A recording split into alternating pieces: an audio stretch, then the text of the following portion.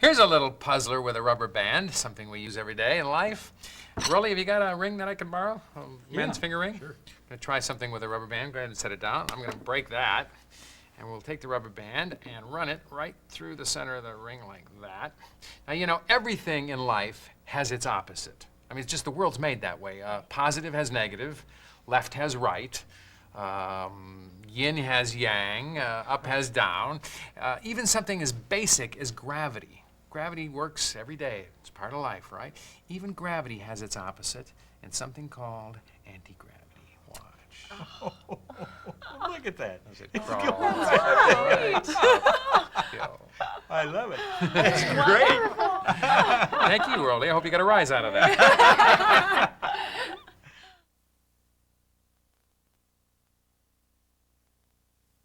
Well, this one is a real fooler.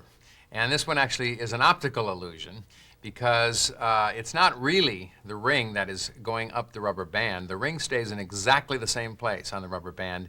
It's the rubber band that is moving. You'll see what I mean. First thing you do, of course, is borrow the rubber band and break it. And if you can use a borrowed finger ring, even the better, although it should be, it should be not too heavy of a ring. And then you simply, I like to wrap around a loop of rubber band around my finger, whichever finger is going to be the uphill finger. You do all the patter about everything has its opposite, and then just drop the edge of it through the ring like that.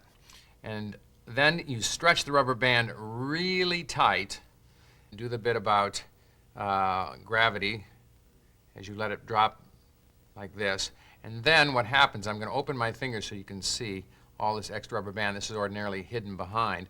What's happening is you start to relax the fingers right here, the thumb and the index finger, and what's happening now is the rubber band is starting to contract, and it carries the finger ring with it and sends it uphill. I'll try and do this again. It's a little more difficult to do with the fingers open like this. So there's the rubber band, and as I relax the fingers, it looks like it's going uphill. The ring is staying in the exact same spot on the rubber band, but it looks like it's going uphill as I relax the fingers.